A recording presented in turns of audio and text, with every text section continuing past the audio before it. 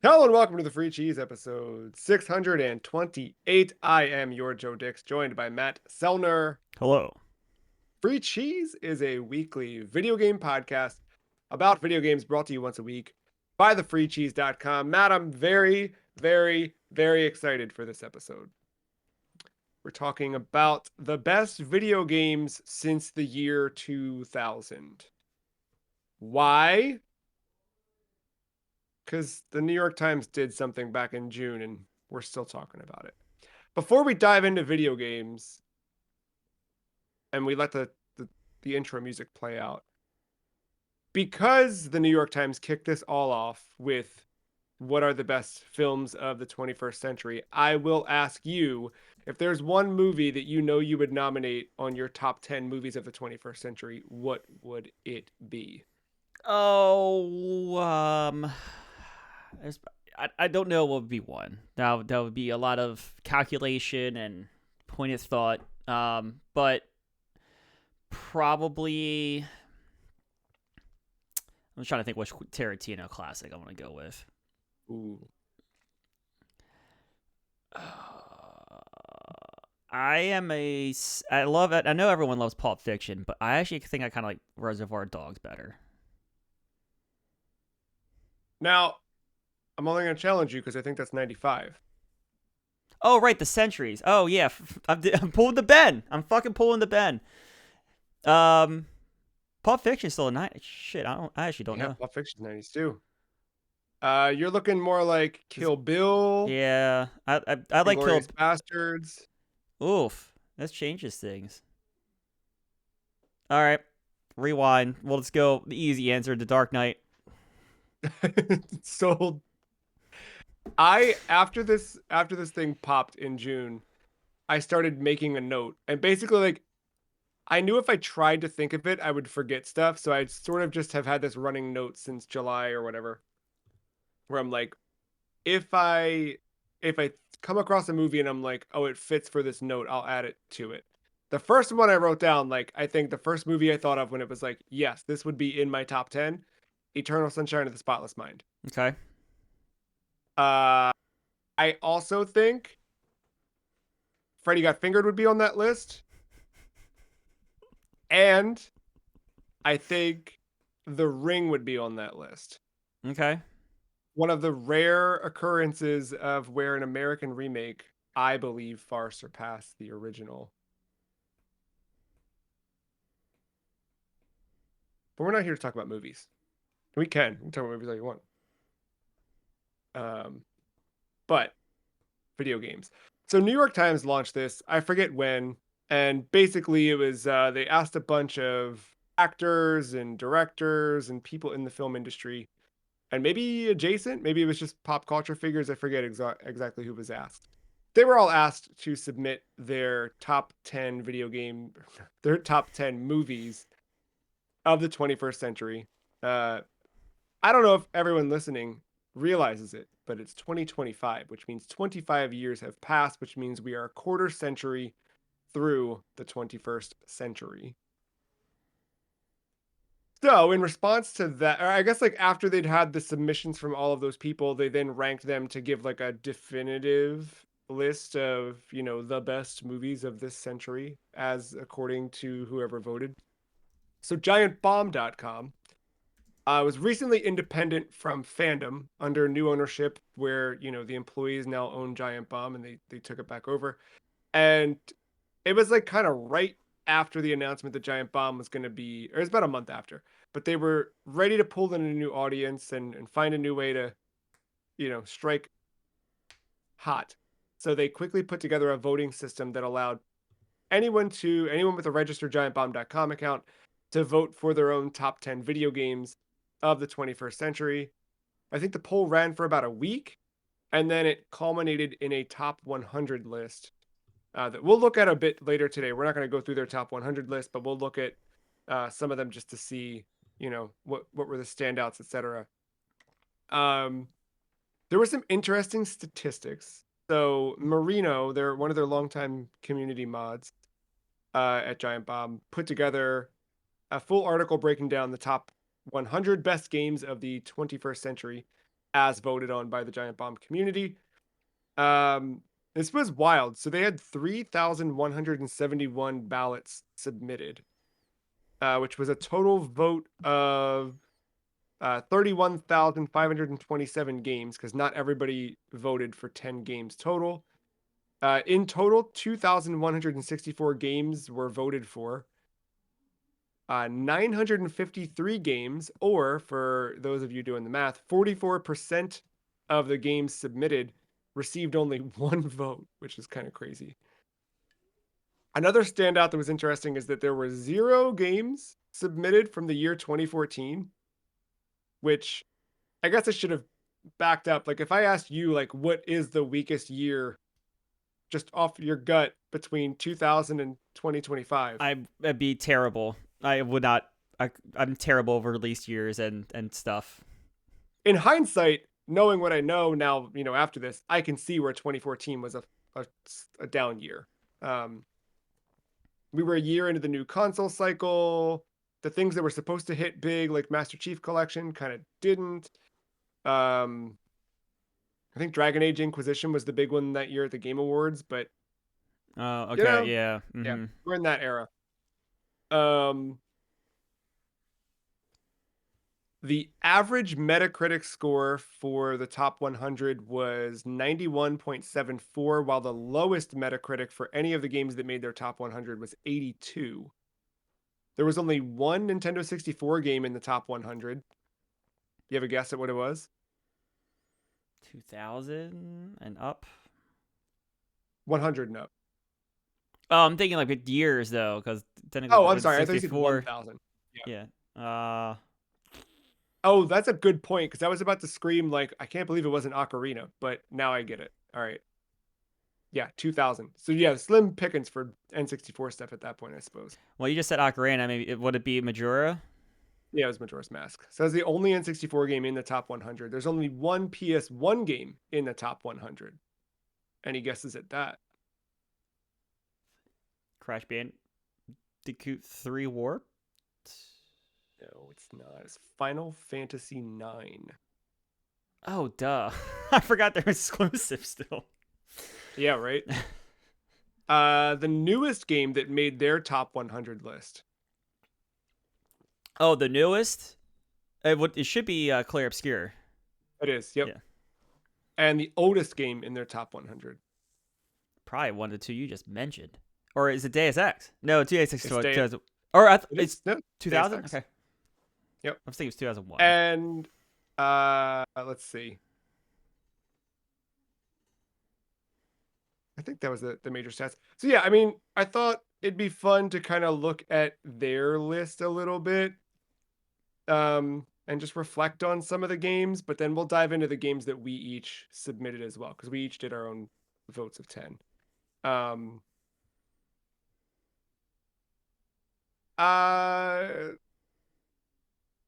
don't we look at, yeah. Do you already remember, or do you know what their number one game was? Sorry, I have been looking at it. No, that's fine. Yeah. Yeah, number 100, Death Stranding cracked the list. Number 1, Legend of Zelda Breath of the Wild. Do you think that fits? Like, is the pantheon of games between 2000 and 2025 Death Stranding and The Legend of Zelda? Death Stranding's so hard because I don't know. There could be a lot of things, but like Breath of the Wild, I can hear the arguments. That it's a lot of arguments that make sense there. Yeah, I see it.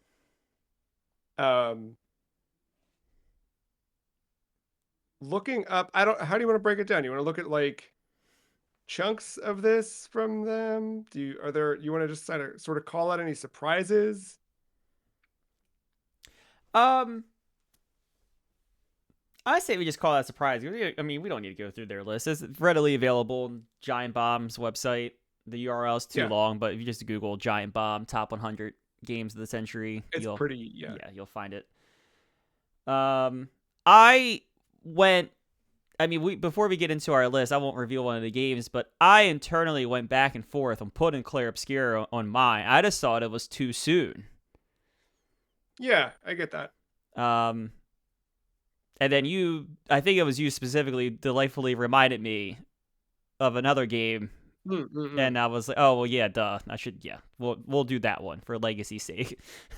So it's been 3-ish months since we cast these votes, or maybe 2 months, I guess. Is there a game from 2025, including Clear Obscure, that you feel like would be worthy? Maybe not even of a top 10 sacred. There's a lot of video games that came out in the last 25 years. But is there something from this year that you feel like is just that good? 2025, like new releases. This, I mean, yeah, Clear Yeah. Obscure is my bread and butter one. I don't know what else. I can't remember what I've played new. So that's The telling. only other thing I can remember that you played is Oh, Doom. yeah. Yeah, I don't think Doom's in my top 100. Oh, considering the other ones aren't in my top 10 is telling. Yeah, that's fine. Sure, sure, sure. Yeah, I don't know. I I know I'm gonna get hit for this, but not by you. But I know a lot of people were really like Donkey Kong Bonanza, game of the year, perfect game, Oh, right. and I Yeah. I, I really fell off of that hard. And even playing it, I kind of just like I don't know, man. And it's just never really clicked. And I know I will be stabbed for saying that, but it fully just like I don't Yeah. know. Yeah. I think to me it's What? more Odyssey with Donkey Kong and destructibility. And I didn't love Odyssey. I liked Odyssey. If I you like liked Odyssey. Odyssey, I think yeah, if you liked I like Odyssey, I think Odyssey. you'd like this. But Your complaint about that game, though, was kind of one of my complaints about Odyssey, and that kind of turned me off from buying Bonanza, where you said it too was many too easy. banana. Or well, Oh, that, too but easy yeah, too. yeah. Yeah, that too. Yeah, I mean, you just stumble into bananas, and yeah, it's way too easy, especially earlier on. You get to a point where you start unlocking other bonanzas, because those are like the like supercharged power up or whatever. Mm-hmm. And when you get to those, it definitely changes some of what you do, but it's just I don't think it's for me. Like even the other day, I was like, I'm gonna dive back into some Donkey Kong, and I was like, or UFO 50, or UFO 50. That seems like the right way to go. Um, but yeah, not a ton else this year. Like for me, the big one was Monster Hunter at the beginning of the year, but I would definitely not put that one on on this list by any stretch. Yeah, I don't think you played it, Um, but I know there was that Blueprints game that was like that yeah, blew a up lot of early. people, That blew up yeah, a lot of early. people really like that one. You didn't play it, right? Yeah. Yeah. Um, one thing that I thought was surprising about the Giant Bomb list is that Minecraft and Stardew Valley were so low. I mean, low relatively speaking. They're 29 and 30, but I don't know. I feel like Stardew Valley especially has such a strong vocal fan base. I'm surprised that one wasn't higher up. Um, and same thing, Hollow Knight's on this list, but it's at 35. And I feel like another one where like I thought they'd be higher just with the conversation. I wonder if that Um, changes, if that's done today or in the 2 week span that Silk Song got a release date. yeah. Yeah, because I'm wondering. I've been seeing a bit of discourse post Silk Song's release where um a lot of people buying it because they felt like they had to, because Yeah. for years it's been like the only thing they knew how to type into a comment box. So they bought it, but they like never played the original Hollow Knight, and now they're like, oh wait, this is really hard to play. Yeah. I wonder how that would affect people. Are you surprised that Elden Ring is number two? Like I wasn't surprised when Breath of the Wild hit number one, but are you surprised that Elden Ring is two? I'm not. I'm not. I think just, recency bias kind of helps. I know it's from 2022, but that's Yeah. still That's still pretty prevalent, even with the DLC coming out and whatever. Now, this we'll look at this for our games specifically, but I'm looking at the Giant Bomb list at their top 10. It's interesting to me that Mass Effect 2 is out in 2010. So I guess technically that counts as, you know, the more recent decade, I guess. But like in terms of like the early 2000s, Half-Life 2 is the only thing in the top 10. Everything else has been on the list. I mean, really, like the majority of the games in the top 10 on this Giant Bomb list are 2015 and later, which is a little interesting. Do you feel like games are better now? And I'm going to ask this question multiple times. You feel like games are better now than they were 10 years ago, 15 years ago, 20 years ago, 25 years ago? It's a loaded question, right? I think the Yeah. technology has enabled some more creative or, more imaginative or the ability to really go all out and balls out and stuff like that. Like, I think you can look. One of the cool things about the Metal Gear franchise has been seeing how Hideo Kojima tried to push it each each generation, and how he repeatedly has said like he never could make the game he wanted to make on each of these things, and with 5 probably being the closest thing to it. So yeah, I mean, I think games are great. I think there's the ability to have better games. I think it's easier to make better games, but at the same time, it's almost as easy to screw them up. Yeah. And it could be just because it could be a lot. It could be a business decision. Like, let's go back to Star Wars Battlefront 2. I bet you if that game doesn't have all the gross microtransactions, that might be on this list. Um, Yeah. like something you have something like that it really makes a game go haywire. The amount of bugs you can have in a game, or just like a big release just not being fun. And I'll like cite Bethesda for both of those reasons. Like Fallout 76 came out to such a terrible, buggy reception that no one liked. And then you had something like Starfield that was supposed to be their next, like this big expectations, like this is the next leap for Bethesda, and it just ended up being another quote Bethesda game. Yeah. So yes, you can have better games if it's all properly executed, but at the same time, I think it's harder for all kinds of different pressures as well, that the industry is just funneled into in recent years. And I think all of those examples you just gave are really, really good reflections of where video games can go wrong. Like Cyberpunk is one where that one launched so buggy. So that one is actually on the list, which is at 57 on their list. It launched so buggy, but now and like there's certain discords I will wander into, and there are like the general public playing video games, and I like you can kind of observe that stuff.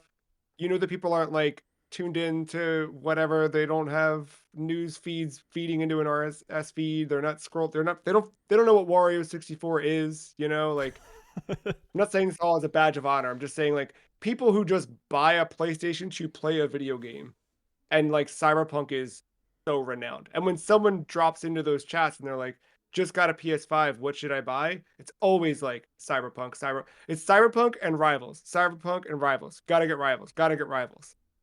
Marvel Rivals for Well, the yeah, obviously. I know but for the people who don't have Warrior 64 in their follow list. Um but like yeah, Cyberpunk like that was one where like it's able to turn it around. But yeah, it launched so buggy, so like it got pulled off the PlayStation Network. You couldn't buy it anymore. You mentioned Fallout 76, not on the list, but Fallout 3 and New Vegas were on the list. Starfield was not. Skyrim was, and I think Skyrim is just above New Vegas in the So list there. Morrowind made a top 50 appearance too, didn't it? Yeah, Did it? 46. Yeah. That makes sense. Yeah, nice. How about Oblivion? I didn't even look for that. Yeah, I don't know. Oblivion's at 82. Yeah. So And again, as you said, voting for this happened early in the summer. This is oh well, I guess it is after Oblivion at that clip, isn't it? it should have Yeah, been. Yeah. so I'm sure that helps. Um, yeah, and I think like, you know, there's the plus side of a story like Cyberpunk where CD Projekt Red can put it out and they can fix it and make a good game, right? Where we look back, like we have Daikatana on the list. The list, if you're just joining us, is the list of video games that Matt and I rank every week on the podcast. You can see all of the games, thefreecheese.com/the list. But we've got Daikatana on the list. Became a meme game to an extent, right? And like it launched with what it is. And if you just buy that game as is, you're not gonna have the best experience. You and I played it with a mod that, increased our experience, but even then it's still like, you know, I don't think they ever got the opportunity to fully make that game what they wanted to make it. Compared to something like Deus Ex, which, is rightfully on both our list and their list and whatever, but something where that game got the time it needed to bake and was able to fully explore its systems and get things out there. It's obviously one of the earliest games on the list, the Giant Bomb list and our list and whatever. But in terms of 2000 or the century, um, I think we also, back then we just talked about Otogi last week. Um, we talked about Left 4 Dead the week before. Like I think both of those are good examples of like Otogi's one, and I think reflective of that era where you had games that were like just games. Like they set out what they achieved, or they achieved what they set out to do rather. It released, people played it. But like, there's nothing crazily broken. There's some stuff you can do to exploit that game. And I think we had a lot of that stuff in the early 2000s where like developers who were given enough time and budget and whatever, they were able to put out the game they wanted. You had games that came out that maybe didn't hit that. Like I think of games like State of Emergency on PS2 that I don't think hit quite well. I know I didn't like it at the time, but it's also been 20 years since I've tried to I play don't it. think that game aged any better. Are you bummed to learn that I didn't put it on the list for next year? Because it was a front runner. Really? Oh boy. Yeah, no, I'm Because excited. it was one of those things where I was like, is it as bad as I remembered it? Like, it was one of the few times where we walked back to Blockbuster the same day and said, nah, we want something else. No, we don't need a refund. We don't want this. We just want to return it now. Um, yeah, we didn't, I don't remember us doing that often, but that was when we were like, not keeping this. But yeah, there was a lot of that in that era. Um, so yeah, I think games have the potential to be better, and I think there's better tools available. I think obviously distribution's changed a whole lot too. So the way you can get a game in front of people, like number 3 on the Giant Bomb list is Outer Wilds, a game that probably would not have hit as big as it did if it weren't for digital distribution and word of mouth, and the fact that a site like Giant Bomb exists now. Like I think Giant Bomb is one example of, they've always been since they started in 2008, like it was an example with the original crew of a different way to do what we were seeing in traditional games media. And I think that has changed like the discourse, the way people talk about games, the way people interact with games, interact with one another around games. I think that all drives everything around it, right? Like what Yeah. people are playing and buying and etc. Streaming has obviously changed so much around that. Um, yeah, Bloodborne at number 7 makes sense. I I still forever do not. I can't remove myself from Tears of the Kingdom. Just a Nintendo hater today, I guess. That's what I'm bringing to the table. Why don't we dive into our top 10 each? You want to just volley back and forth with a game you selected, and are yours in a particular order? I I'm sure, like, I'm looking at this, and there's probably a swap or two I would make, but yes, they're in a general order. I would say I have a definitive 10 through 1. Is it? I'm looking at it. Bottom, Is it one bottom, through 10? yeah. Bottom up? Yeah, I think it's obvious to see the number one and work down. Yeah. Well, but that's funny to me because of how recent that game is for you experience wise. So yeah, but let's dive in. You want to jump off with your number 10, say a few words about it, why you voted it there? Yeah, Rocket League. That is a game I just keep coming back to. It's just raw fun. I think it's that example where simplicity is so good. It's soccer with cars. It's great. I have to move a cat real quick. Sorry. Yeah, no, you're good. Rocket League 2 like is universally approachable. It was just something that made so much sense right out of the gate. And I remember it launched on PlayStation Plus, so that was where I jumped into it at first. And like Well, yeah, it just where everyone tried to initially. That first weekend was a hot yeah, it mess was because of not how popular it was. yeah. Well, they had the podcast Beyond Bump.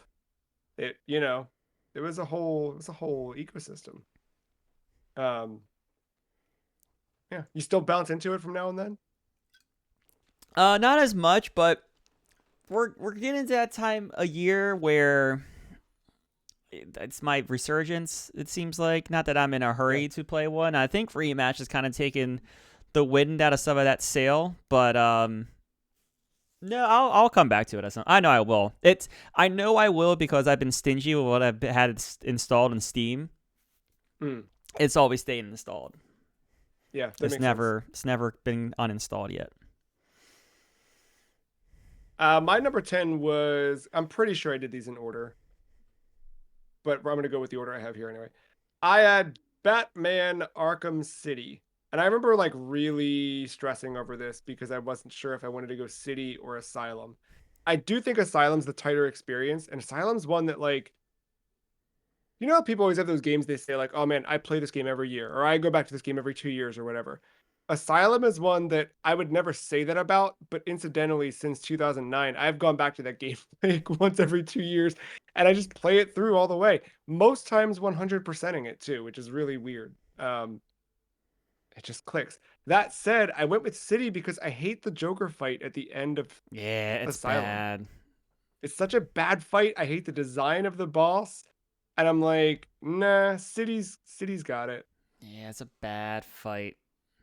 Yeah. My biggest thing with City, because I'm the same way with you. I think Asylum's the tighter experience. That last boss fight sucks, but I forgive it because City's Riddler trophies suck. Now, it will get one-upped in its sequel. So, Oh yeah, they really went. Yeah, but you hated but Cities with their trophies. but Cities wasn't that good either. Yeah. But that too, I don't know. I'd have to double check my trophy list. I'm pretty sure I 100% of those too. Asylum, I have a Originally. platinum. City, I know I don't because I can't. There's like literally I think Riddler trophies for me. Oh, and It was always the opposite for me. and manipulating the Calendar. calendar on a PlayStation 3.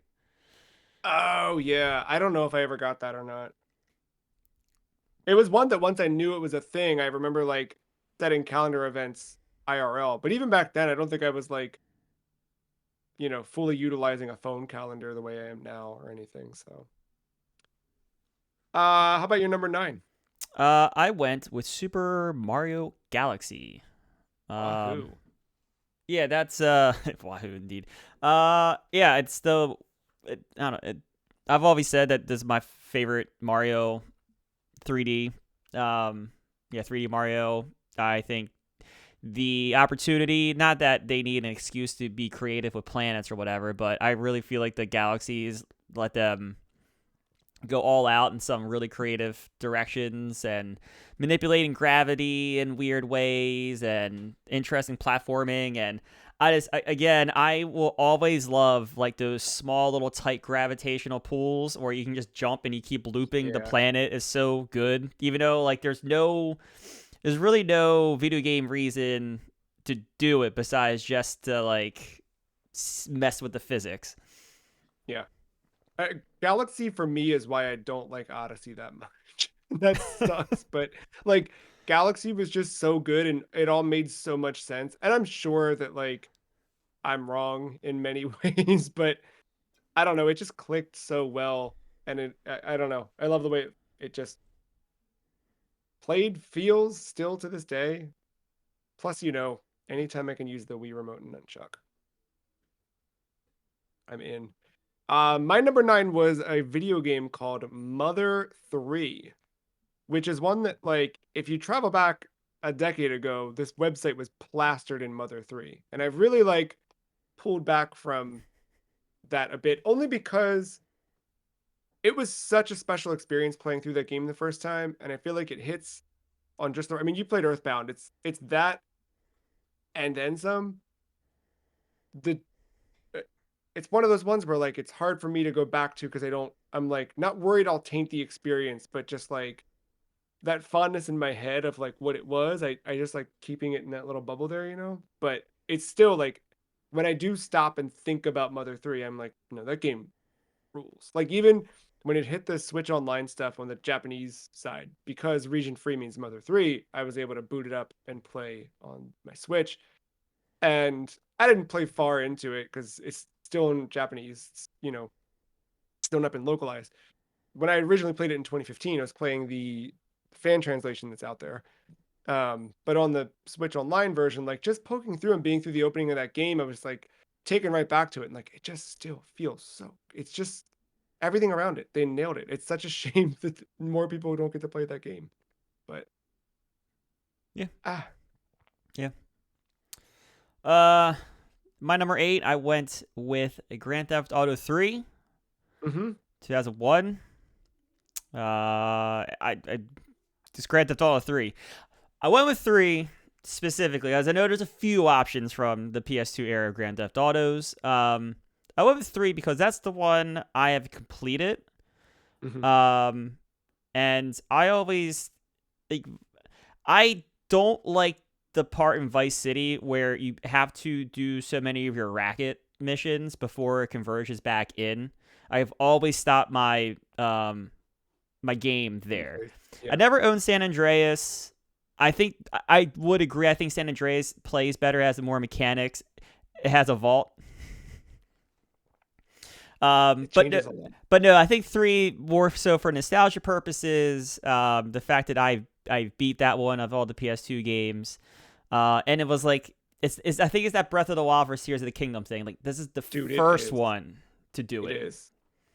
And I still remember when I'm sure I've told this story. I probably did when we put Grand Theft Auto 3 in our Hall of Fame.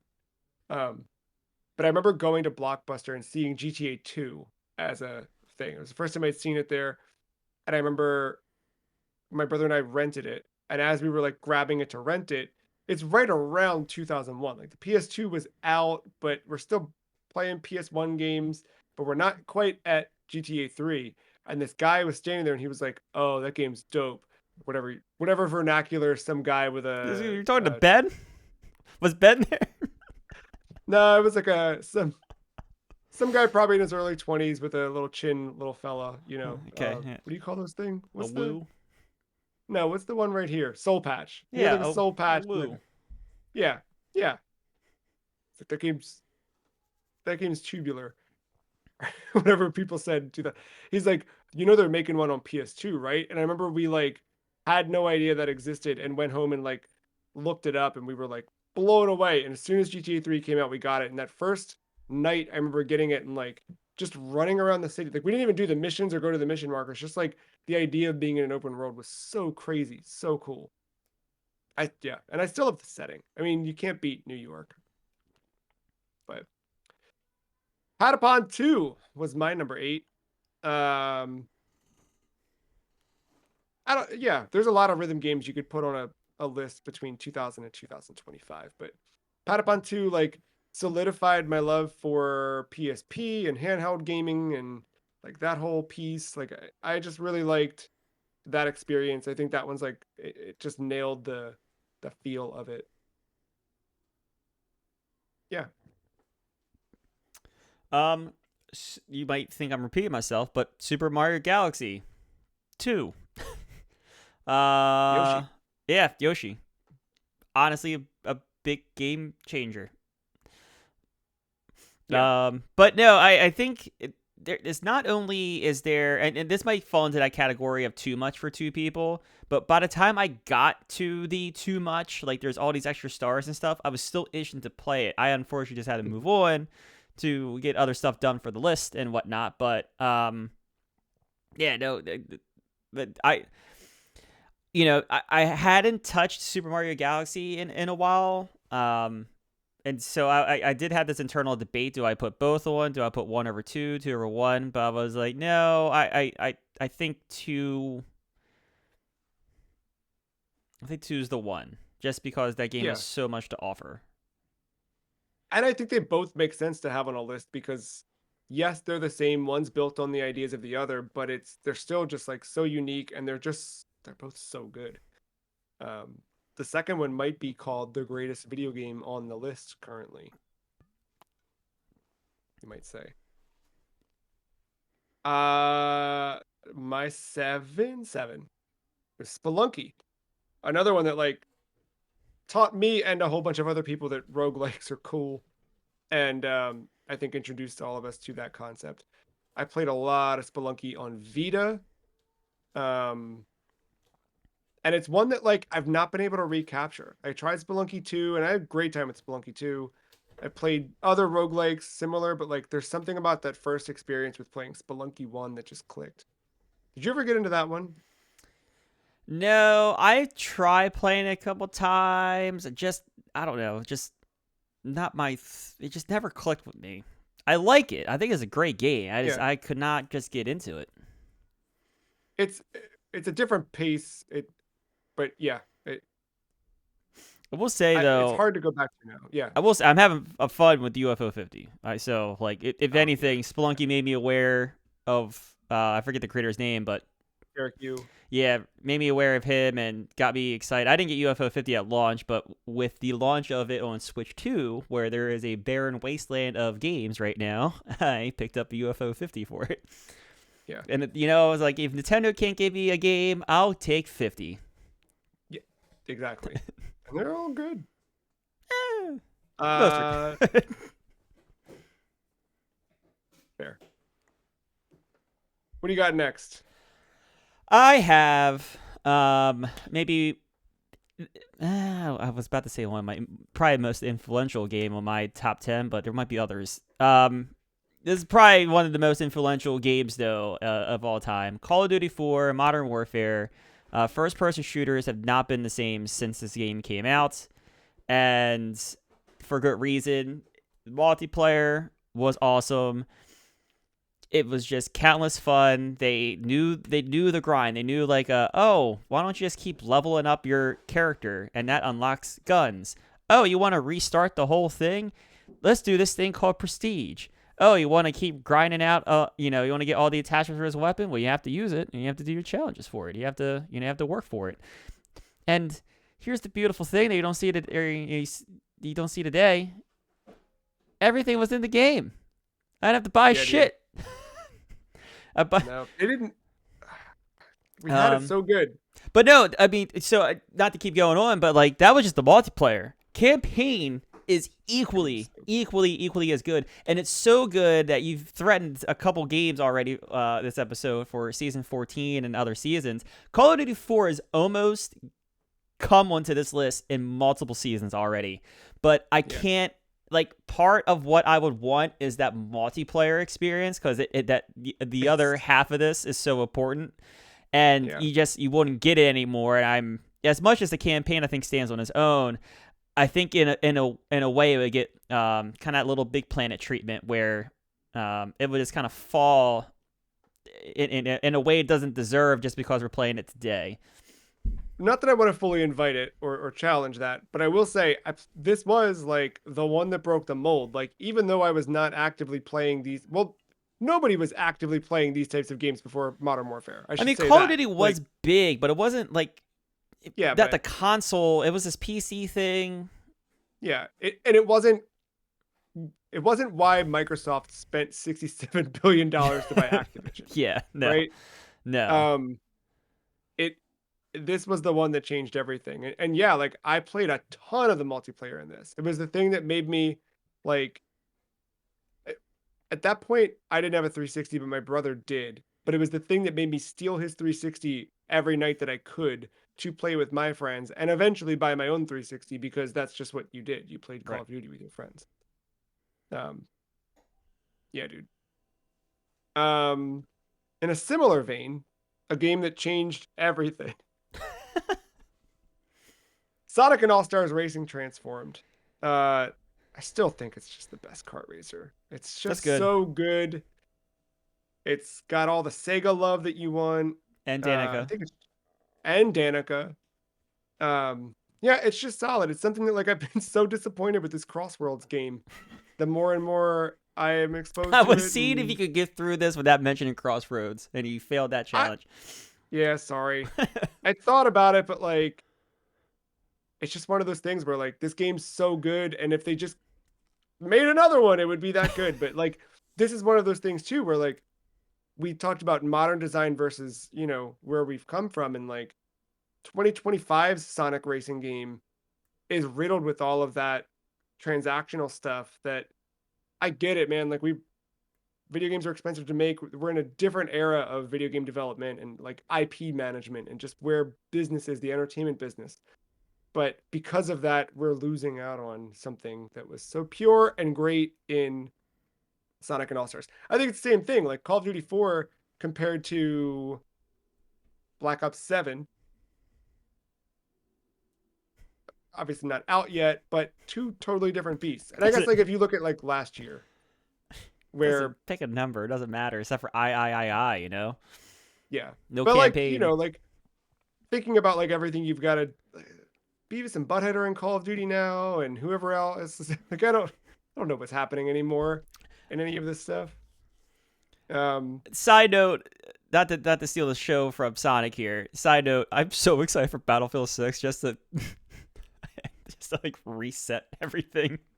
yeah, dude, just back to I know. being a Just to shooter. yeah. Yep. Yeah. Yeah.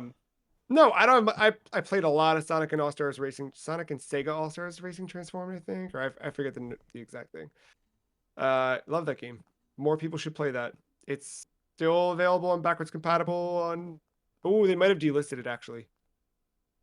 I might be wrong about that. Double check your Xboxes, kids. Otherwise, go buy a copy and play it on your Wii U if you want to, or your Vita. I wouldn't recommend the 3DS version. The Vita version has very long load times. But man, if you can play it on Xbox still, you should, because it loads fast. They did all the fancy up-resing with the it's beautiful. Speaking of Xbox, Halo 3. My number 5. We're on 5 now. Pretty much everything I said before, just with Master Chief. pretty much, yeah. Honestly, this is one of those ones where as I said earlier, I could probably wake up and have different feelings and flip flop the two.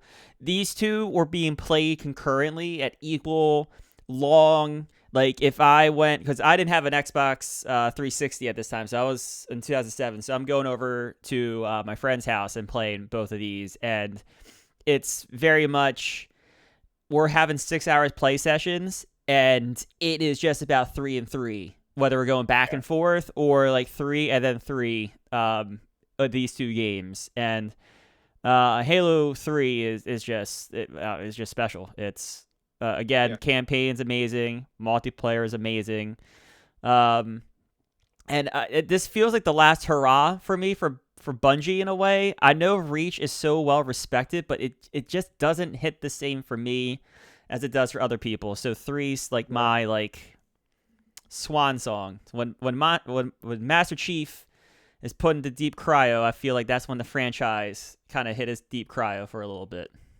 I agree with that. And remember I played all the Halo campaigns in a pocket back to back between like November and January one year. So it was like all experienced as one thing. Same with the multiplayer. Like I missed that whole boat, but like even missing it, you couldn't miss Halo. Like I was drinking Game Fuel, I was surrounded by it. All my friends were into it. Like it was there. It was a thing. Um, and I'm happy I finally got to get to them all. It's a shame. I gotta stop talking about where we're at now because where we're at now is not good. But where things were and why these games are on the list Infinite's not a is what bad matters. experience. No, ultimately it was good. Another one where like thankfully we have the benefit of post-launch Like support. four and five are the ones where I'm like, man, this went a different direction. But Infinite, Mhm. little again, has its problems, but it at least a swing in momentum. And the multiplayer, I think, is very underrated in that game. I think that Yeah, I gameplay love is yeah. really good. Yeah. We should jump into that soon. It's been a minute. It has been a minute, yeah. Speaking of minutes, Hitman. God, so good. I like seeing the rest of my list. I know why I didn't put Hitman higher, but man, Hitman is just so good. Like, There's never been a moment in a video game where we just one dumb mechanic, and it's just the three of. I mean, it's with Mark as well. It's just the three of us sit yeah, on a couch. Someone I forget who's playing. Someone throws a hammer, and it just yep. everything just clicks. Everything makes sense, And and all was it just created this monster for us on the website for a while. because I think when we were doing that, we were just trying the demo because we just wanted to film content or something. Like we Yeah, weren't even like setting out to do a whole Hitman thing. We were like, yeah, let's just play Hit. I don't know, whatever. And like it was like, wait a second, this game, something special's here. yeah, Yeah, and like and like this game, I'm so happy that this not that the other games are bad. I just think they're kind of stuck in their time a little bit. I'm just so happy this franchise took off with the reboot because IO was in yeah, a kind of a desperate spot around the launch of this game. yeah, And without this, I don't know if IO is still around making James James Bond, Bond. First Light. No, So yeah, I mean this game saved a developer, I think. But yeah, man, just something with the way that they just finally nailed the open world, the arcadiness. Because I think sometimes the other Hitman games took themselves a touch too serious at times, especially the yeah, one before this, Absolution. yeah, and I think like the big thing with this with the old Hitman games too was like they're so like campaign focused and like locked into that. Yeah, yeah. To your point, take themselves too seriously. Where like this one was like there is a through line, there is a greater Mhm. story, but it's all about like being in the sandbox of each city you go to and like figuring out what are the things I'm gonna combine in this. It's and when they get to the point with like World of Assassination, Mhm. where they've got the roguelike thing, Yeah, like it's so good. It's so good. I and can't believe I didn't think of that before they did. I know. Uh Speaking of thinking about it before they did. What before Claire Obscura did? Before France got Yeah, their exactly. hands on RPG? Yeah, Yeah. Final Fantasy X is my number 4. This was what you suggested to me when I was like, is Claire Obscura my top 10? Because it is that damn good. And you're like, what about Final Fantasy X? I was like, oh wait, duh. Yeah. uh, Yeah, go with the OG. yeah, I don't know, I love the game. I love the game. I think it's one of the divisive ones, just because in terms of how its campaign treats itself, and it treats itself a little bit like 13 does, where it's a lot of like straight line running and just kind of like the game's just kind of pushing you down a trail. Yeah, yeah. But I think there's so much to it. I like the turn-based combat. I like the party system. I like all the characters. I think the story is really good. I think it tells a really good story. I think the secret boss battles are weird and obscure to get to, and they're fun. Unfortunately, the PS2 American version didn't have Dark Aeon, so I never really got to experience them. But with the HD remasters, the international Dark Aeons are in the game for other potential secret boss battles. Yeah, I just like this game a lot as a pure just Final Fantasy turn based game. And Blitzball, I can still play relentlessly despite knowing how to cheese the AI at this point. I One day I will understand all of these references. It's not today. but The Blitzball this is theme's a one. banger. Just listen That's to what. the Yeah, like Blitzball theme. I think I've heard that, especially with Theater Rhythm. Oh But yeah, like, probably yeah. yeah, like this is one that it's not one of the Final Fantasy games where I'm like, I can skip that one. Like like again, I'm just busting out everything today so we just get hate in the comments. Like, I'm never gonna play 12. I'm just not gonna do it. But 10 was never one of those for me. Guess who owns 12 on a Switch? You bought it? I have 8 Yeah. and 12. I bought on sale when I was like full. Like I Yeah, was yeah, like yeah, six, yeah. and I was like, Final Fantasy's on sale. I need more stuff on my Switch because there's nothing to play on my Switch. Yep. Yeah. I've been waiting for the I, season to end to and get some yeah. time. Yeah. I don't know. Something about 12 just didn't. I don't know. Like, also, like, 11 is a little obtuse just Yeah, because, I don't think I'm going yeah, to 11. So that ship sailed. yeah. But 10's one where I'm always like, I will play that game one day. I want to know more about this sphere grid, I didn't even mention etc. the sphere grid. Thank you for reminding me. That's what I'm here for. Speaking of grids, Tetris Effect was my number 4. Which, How many times long can you rank running. this thing? You know? Yeah, as many as I can. But yeah, Tetris Effect is just it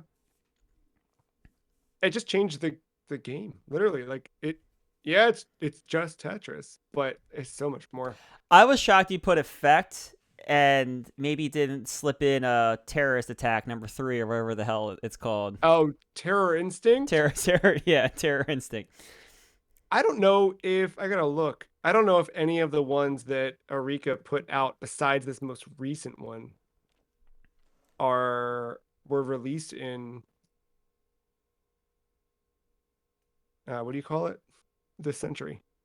No, it was Terror Instinct was 2005, and Tetris the Absolute, the Grandmaster 2 was 2000. So, Hmm. yeah, maybe you're right. Maybe I should have. No, I mean effect again. I think that's more the pure Tetris gameplay, right? Yeah, This one's more up my alley because I'm never gonna be a grand champion at Tetris. It's just got good vibes. yeah. But I think what's cool with like, I mean, it was a free update to Effect Connected, but also like now when you buy it, it's just Tetris Effect Connected. Like with that, they did add some more challenge modes. They added the multiplayer, so like it's become more of a complete experience. But even just out of the gate, just that journey mode and just playing Tetris, just it fit, man. We're into the top 3, Matthew. Top 3, I put on Undertale. I think I guess I have to thank Mark Arciniak for making me play this game finally, because I thought, well, I was just gonna meme on it forever. I played it and I've absolutely fell in love with it. I gave it one of my only 10s that since the re-ranking of how we do Yeah. the reviews. Um, yeah, I don't know what else to say that hasn't been said. It's fantastic. I love Yeah. the combat system, especially if you go for a pacifist route. All the dumb little mini games that they make you play with avoiding walls and stuff like that. It's clever. It's a very clever and it's a well written game. At some point I will play Deltarune. It will come. It will come when I want. Yeah. I'm not like thirsting for a new Undertale right now, but it will happen, and it just might take the release of like the 5th one to come out when I'm ready for it or whatever. Yeah. Yeah, Undertale, I mean, just hitting its 10th anniversary, just cool and weird to think that it's been 10 that years. long, but Yeah. yeah. But yeah, I mean, that one's another influence. Speaking of Mother 3, it's an Earthbound, not fan game, but very influenced by Earthbound in For that sure. series. My number 3, Nier Automata. Still, I think that was one you put on yours, and you sent me your screenshot. And I was like, "Fuck." yeah, it's just, dude. That's what happens when you make these in like 2 hours. Oh, I know. Yeah. Nier kills me because since Nier, I've not been able to find anything like it. Like, I've gone to other Platinum Games projects, and I've gone to other, like, even it just nothing quite feels like Nier Automata does. Obviously the story goes places, but even just combat, there's something so like easy but challenging about it. Like it all just it fits so well. And like it's a struggle. Like, and I would say like my resting heartbeat or whatever you want to call it, like when you're like, what do I just want to like get lost in right now? It's always Near Automata. Like, and I wish I could just play that game for the first time. Like I always go back to like when the list is cleared or like when there's just nothing to do, or I can't really figure out like what I want to play. Like my like starting point is like I'll just play like a Ridge Racer style thing or something like that, and like just drive for a bit or something. Or like Tokyo Extreme Racer has been that on and off for this year as well. But like whenever I'm sitting down, I'm like, what do I want to play? It's always Near, but I'm like, I already got the platinum. Like I'm not gonna go. Yeah, But even this week, I was like, I put on the soundtrack because of course why not? of course. And I was like, should I just buy this on Switch and just should this be my, my Switch game right now? Like it's just it's I am gonna I didn't feel like impulse buying it at full price, but the moment that it hits sale, I think it's time to revisit Nier. It's just perfect. It's a perfect video game. Yeah, the closest I've come to scratching that Automata ish to what you said was when I finally played Replicant, last Yeah, year? yeah. Yeah. And of course, it's because it's a Nier game. And it's not even quite Automata. And I loved Replicant. I think it's a great game. I Oh, think everyone same. should play it, but like it's still not Automata, and it's No. there's something special with that game. And I don't it like I don't. Maybe it's just the sum of all those parts. I mean, the music I think is like a 10 out of 10. I think the gameplay can be like a touch sharper. Like the world is it's Yeah. gray. It's not like colorful at all. But like but it makes sense in the theme of the world. So without the theme of the world, the grade it doesn't make sense. And I yeah. like the sum of all of its pieces and all those pieces are probably 9 out of 10s, make it a 10 out of 10. But more than that too. It's like a 26 out of 10. I don't know why. Like I remember the first when that demo dropped in that like March or February. It was February because it was before the Switch came out. It was before Breath of the Wild took over. I remember the demo dropped and I played that demo and I remember just feeling like something feels some this game's like cool. Like I don't know. And it was one of those ones like as soon as it dropped, I bought it right away, played it, and like I stopped playing Breath of the Wild because I got so like enraptured with Nier Automata and like it's so good. It's just so good. I forgot it came out in that window Just right there, because yeah. I missed Automata because I was playing Horizon. Oh yeah, yeah. I I might be doing something tonight. All right. Speaking about doing something, Bloodborne, it's a game that I want to go back to. I would love to go back to it at 60 frames per second, but I might have to eat it at some point. Um, Yeah. I mean, we've talked about it at length. There's not much for me to say. It's a perfect game. It's maybe not perfect, but it's damn well close. Oh yeah, yeah. Those Chalice dungeons, man. Yeah.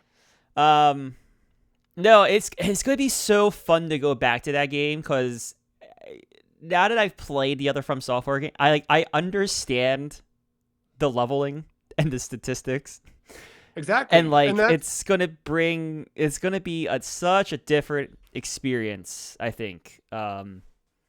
But yeah, no, it's my favorite From Software game. Um, Again, I think I said it last week where Elden Ring's the most approachable. Bloodborne's probably my favorite though, just because I that gothic yeah, style, the, and I think that's what's got me so excited about Dust Bloods is the fact like they're going back to the well with some of that stuff, and I'm excited to see how close they can get without Sony suing them. I think too like it's that return like I didn't mention this during Nier, but that's another reason why I want to go back to it is after playing Replicant, there are some actual story beats that carry over. So now knowing those things, like I do want to see that in there. And I think like to your point with Bloodborne, like you started with that and it's like you had to kind of learn what a From Software game was from it. Then you've gone all the way forward and now like yeah, Like that I the have a turn whole like like when you see Patches as a spider, I'll have a whole different appreciation for that. yeah. Yeah. Um, man, there's just gonna be probably some all these dumb little call outs that I just missed, and Yep. yeah, no, well, I'll return to it someday. I just hope it's a remaster with 60 frames. That would be the dream. If Mark Cerny had announced with the PS5 Pro that that would have gotten a patch, would you have bought a PS5 Pro? Oh, man, that PlayStation's so expensive. I don't. I think I would have. I believe it or not, I think I actually would have waited. Yeah. Well, I don't know. They're only getting more expensive now. I know. I know. We've been kind of like hanging out in 2015 here for a bit, so let's just stay there with my number two, Super Mario Maker, which I felt this at the time I put it on the list, and I feel it now is probably way too high for Super Mario Maker on this list. But I remember it was like such a cool feeling and like such a cool idea for a game. A one that too like something we haven't talked about a lot. Like I talked a little bit with Patapon, like making me fall in love with the PSP, but Mario Maker made the Wii U make sense in a way that no other game could. Yeah. And I think like for me, dude, I mean, we've done this for you and I together for 9 years. We're in the 13th season of the podcast. I know. But like we do this every week. I would say 80% of our conversations via text, in person, whatever, come back to video games in some way. Like video games have consumed a lot of what we do, generally speaking. And because of that, it is rare. I don't know if you feel this way. There's this thing where like every now and then a game comes along and I'm like, oh yeah, video games are fun. Because sometimes it's so easy to get wrapped up in like, I'm playing this for the podcast and I'm having fun. I understand I'm having fun, Yeah. but like Yeah. you're thinking about it differently or whatever. And like Mario Maker is one that just like there's just a pure joy in it. And that one too was one where we were doing stupid stuff on the podcast or on the YouTube page of like building levels for one another and making each other play them blind. And it was we did like speed run challenges of like, okay, you've got 10 minutes to make a level for me, go. And then, that kind of nonsense. Um it's just something special about it. It's a cool experience. So maybe a little high at number two, but Yeah, but at the same time, like I mean, I never really got to it on Wii U, but it's just like at the same time, even if you weren't the creative, you could just play just yeah. everyone's levels, and that's cool. Like, what's the best Mario sequel you can find? Well, it might be it's buried with some code, but it's there. Yeah, somebody made it. Yeah, it was a cool experience. Uh our number ones, that's all that's left. Yeah. Yep. Metal Gear Solid 3 Snake Eater. It's my number one. Funny enough, I didn't play it until what 2022. Yeah, it's I recent. think yeah. I was in the apartment. I know I was in the apartment. So yeah.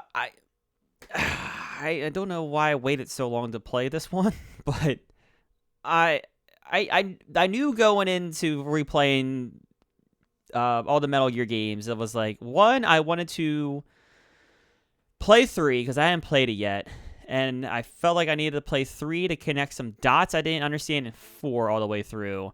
And 5 is such a mess that I was hoping that if I play them all in a sequential order, things would make sense to me. I got all those things have been checked, but the thing that stood out was my playthrough of Metal Gear 3, and I understand why it's the most kind of respected of the franchise within the eyes of most. It's just this weird. I think this game builds characters unlike most other games. I think the enemies are cool in this game. Not that like Fat Man the guy making bombs on Mobile Suit. rollerblades and Metal Gear Yeah, Solid yeah. 2 like isn't absurd and cool, but there's like I, I just like the way that the game built these enemies. I love that there's a boss fight that's strictly based on how you play the game up until it, and it can either be the hardest thing or the easiest thing depending on what you do or how your approach was the entire game. You also have the sniper battle, which has its own dumb Easter eggs. Yeah, I think everyone knows what I'm talking about, but there's so much cool stuff. There's so much attention to detail.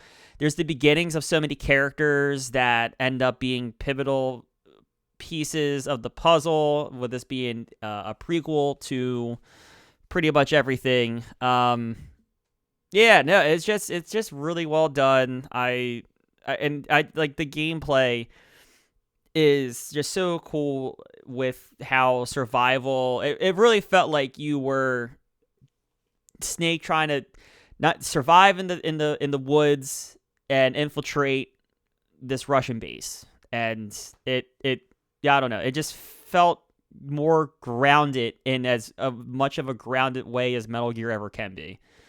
That yeah. And I've heard so much recently with Well, Delta, yeah. Delta that about the like weird, dumb like details of the game, like little tiny things you do or things you can discover. Like there's just so many things buried within it that sound like a cool game to like really spend time with and get lost in. My only thing about someone new going to Delta is I think there's just stuff lost in some of the character development. If they've never played the others. Yeah, I like um what's his my god, what's his name? I Ocelot. don't Like know. Ocelot, like Oh yeah. you have to know like him running around with his hand chopped off or not chopped off in the next game. Like it has such a major part in his development in 3, and just see where he comes from. Like I don't know. It's Yeah, like the prequels work because they came after the game. You know what I mean? yeah, Like yeah. It's yeah. I don't know. I think you could.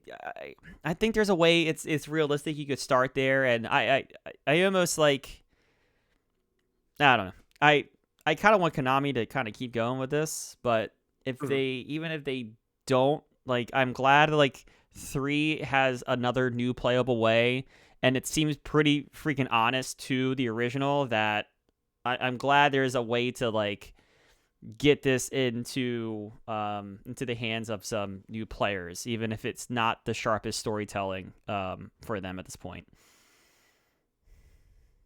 You think they'll keep going? I don't know what you do. Will it be They're 4? stuck in a rock and a hard place because what do you do? Remake 1? I think you make 4, get 4 off of PS3. Well, that part 2 of the anthology, right? I mean, they named it part 1 for a reason. True. True. Um, but like, it's weird to ask you to remake 1 where it's already been remade. Mm. Yeah.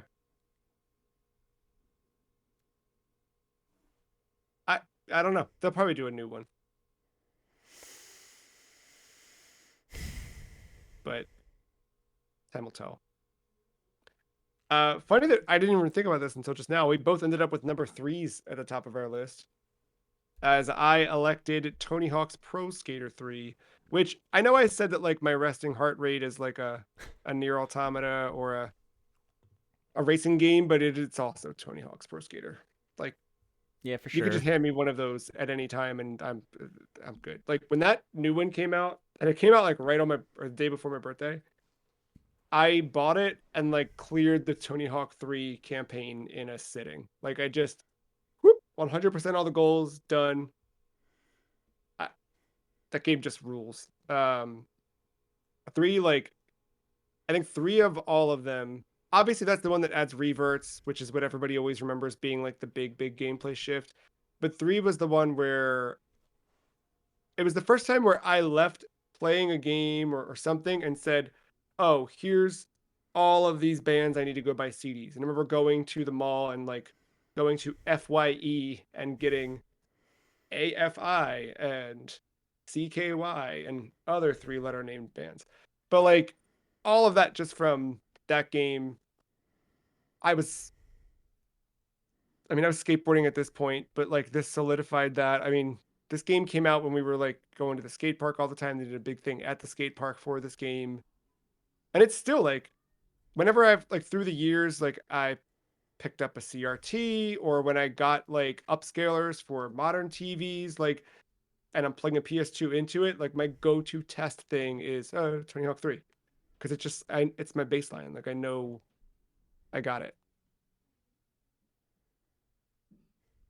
I can't say much more about it. And we won't say much more this episode. A couple more things that I thought would be fun before we close out. Those are our top tens. So just real quick recap.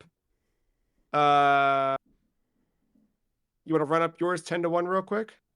Yeah. All right. So starting at 10, working my way down or up, I guess. Rocket League and Super Mario Galaxy, GTA 3, Super Mario Galaxy 2, Call of Duty 4, Modern Warfare, Halo 3, Final Fantasy X, Undertale, Bloodborne, and finally Metal Gear Solid 3, Snake Eater. I have Batman Arkham City, Mother 3, Patapon 2, Spelunky, Sonic and All-Stars Racing Transformed, Hitman, Tetris Effect, Nier Automata, Super Mario Maker, and Tony Hawk's Pro Skater 3. You mentioned Nier Automata as being one on my list where you were like, man, how did I miss that? When I saw your list, Grand Theft Auto 3 was the one where I was like, do I need to swap something out? Because when we shared it in text message, it was before the votes were closed and you could change. And I was like, do I need to swap something out for this? And I was like, I don't know. But that was definitely one where I was like, yeah. And same thing, like Bloodborne is on my top something somewhere because I too like learned what those games were from Bloodborne and it was my first one. But it just, yeah. Um, how many of your games ended up because of this all started with the Giant Bomb top 100? How many of your games ended up on the top 100? Do you know? Um, I know. I can tell you. I don't think 10. I don't think 10 made it. I think they all made Nine. it besides 10. No, all of them made it except for GTA 3. Oh, wow, interesting. Well, I guess 5 and 4 and everyone else got bumped. Yeah. That's okay. On my end, everything made it except so there was no Super Mario Maker, Sonic and All Stars Racing Transformed, Patapon 2, and Mother 3. Those did not make the cut for the top 100. I did a little bit of mathematics and I looked at breaking down some things by year. So first, the games that we submitted for the Giant Bomb thing. The highest number or the best year, I guess, so to speak, based on our votes, was 2015, where 4 of our games were from 2015. Next up, the next tie was 2007 and 2001, with 3 games each. And then everything else, 2008 had 2 games, which would have been Spelunky and Patapon 2. Everything else was just a single game per year from our votes, which was fun. The other thing I did is I took the list, which again is thefreecheese.com/the list, where we rank all the video games. I removed all games pre-2000. The top 10 did not change, except we remove Quake. And if you wanted to be pedantic and remove Pokemon Gold because it technically came out in Japan in 99, then you'd remove that and it would bring Street Fighter 6 into the top 10. So the top 10 would effectively be Mario Galaxy 2, Tetris Effect Connected, Wii Sports, Deus Ex, Doom, Halo Combat Evolved, WarioWare, South Park, The Fractured But Whole, Sekiro, Shadows Die Twice, and Street Fighter 6. I then did a quick peek at our breakdown by just not votes, but like across the list since the year 2000. What's our spread? Where do we hang out when you and I are adding games to the list each year? Where do we hang out? Are you looking at this chart, or can I ask some guessing questions? I'm looking at it. I'm sorry. All right. No, no, no. It's fine. Were you surprised to see that predominantly we've got this like I don't know which way to do my arms, but we've got this curve that like we were real heavy in like I, 2001. I'm not, because I think in the earliest there, I guess I could say earliest years of us doing the list, I think we were staying away from the newest stuff. Yeah, we were really avoiding chasing newer. And honestly, I think So some of the reasons we have new stuff in some of these later years is because we've been doing some more recent event type things like the Resident Evil 4 remake and right, like adding Doom Tears of the Kingdom, 2016 and like yeah, Tears of the Kingdom, yeah, stuff yeah, like that. like if you look at 2023, I think literally all three games that we have Oh, with Street ranked are Fighter because and of that. yeah, Street Fighter, Resident Evil remake, right? Yeah, that was 23, and then Tears of the Kingdom. So right. like, yeah, that would have been because of those. Uh, and those are all just because out of convenience for recording, it's like, hey, we're all playing this already. Why don't we just make an episode about it and rank it? Um, my last question, I'm curious about with this is we talked a lot about games, how games have changed. I guess my two questions: have your gaming tastes changed? I guess I'll ask that first. Yeah, I think so. I think You just feel I think just one I think just being exposed to you all from just the before we even started doing the list, just hearing about different games that I think I probably would have just my tunnel vision would have scoped out. Mhm. Um, it has helped me like find new things to play and new interests and stuff like that. But also like the list has like made me play things that I never would have otherwise, and not that maybe in chasing that exact thing down. Sometimes I do. Like Parasite Eve led to me playing Parasite Eve 2 immediately. Great. But no, there's like I don't know, like without Parasite Eve, and maybe I missed the perfect segue into D2, but like without Parasite Eve, I don't think I'm looking for another Parasite Eve type game and then putting D2 on the list for us to play. Right. Or Kadelka as well, like Oh another yeah, one. Kadalka, yeah, Yeah, yeah, I both forgot of about those Kadalka. like probably wouldn't have. So yeah, like maybe I'm putting them onto the list to make us play them, but I'm like my list choices are going in some different directions as well. Yeah, that's a good point. Yeah, I think too, like we were both literal children at the start of the century. So yes, our gaming tastes have changed in that sense too. But yeah, and I think too, like accessibility of video games is just so much different now. Like back then, you were so limited in what you could play, and whatever. Which brings me to my other question: do you think hardware is better now, or the way in which we play video games? Theoretically, yes. Right, right. Theoretically, yes, right? And it goes back to I think what we were talking about earlier in the episode about like there's more opportunity, but you have to kind of grab the opportunity. Hmm. Um, is it more weighted down and gross? Yeah, yes, too. So you kind of have to navigate that a little bit more than ever. Yeah, It's definitely not cheap either to stay up to date on all this, whether it's consoles because exclusivity deals and whatnot, or like if you're like I'm the PC master race because I can get it all there. Tell me how much you pay for your decent graphics card in the last 10 years. Like that's not right. cheap. Like No, and then like getting a decent monitor to play that stuff on because yeah, that's like just as important. and then staying up to date and and because if you build your own PC you can't call Sony when shit breaks. Like Right, right. there's a time investment too when That's shit a great breaks. point. Yeah. I've had shit break before and it's a day. Yeah, you are locked into it. I think like looking at the current console specifically, like the thing I hate the most about Xbox is I turn that thing on and I can't customize my dashboard Yeah, anymore and it's filled with ads. So that I like I've legitimately turned it on, seen it load, and then said, turn it off. I'm gonna go play something else. The PS5, I still have a weird network issue I can't resolve where like the store just doesn't load or it loads with dead tiles that have no content in them or it's just a mess. And like conversely, like especially on the PS5 when you play a game and it just moves and it's fast and it's like, man, look at the load times. All the stuff that, used to suck about gaming doesn't, but we've introduced all these other problems that make gaming so much worse. Maybe it's because I'm exposed to too much stuff now, but like I can't get used to a UI anymore. Mm-mm.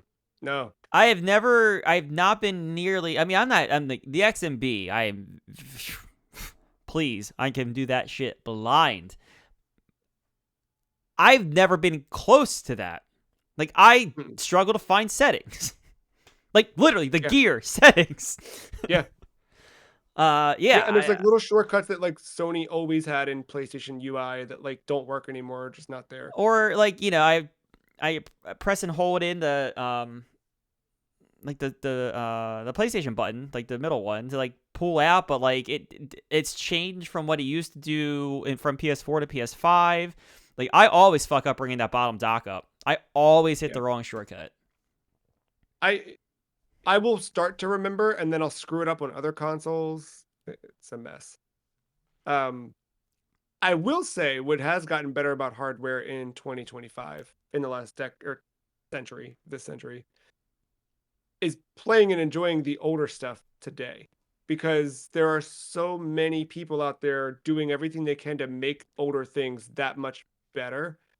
Whether it's, I talked about having an upscaler on a modern TV, ways to like my favorite thing, and like I can't remember all the people, but so many people do mods now that are no cut, no hard, like you can just very easily mod something to work well in a modern capacity. There's stuff like the VMU Pro that's making the Dreamcast VMU, like just all of these things out there that make playing retro games so much easier and more fun. I And you will get the best of both worlds with that because then it's just straightforward. I will say a legit hardware jump that has made things a lot more enjoyable. And this was something I think you said that I don't know why I didn't think of it, but when we were first talking about the Xbox Series X and PlayStation 5 coming out and you were starting to get them, load times Yeah. are not a thing anymore, which Yeah, it is rules. cool. It's changed everything. It's made it like, and I noticed that with the Switch too. Like playing Pikmin 4 on the Switch 2 is so good versus playing it on Switch 1. Um, it's such a just breath of fresh air with all of those. So yeah, it's probably better now. What will be the best game that came out between 2025 and 2050?